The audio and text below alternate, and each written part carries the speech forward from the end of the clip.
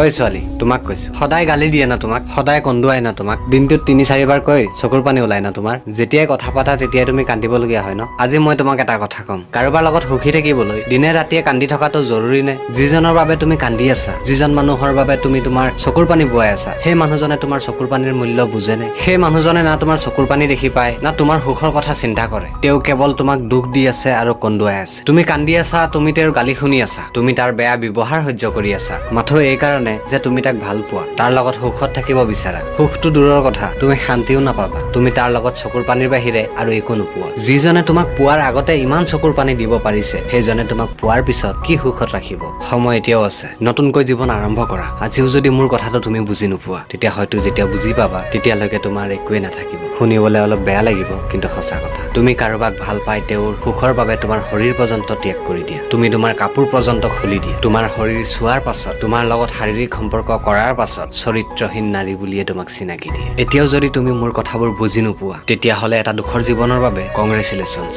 ধন্যবাদ।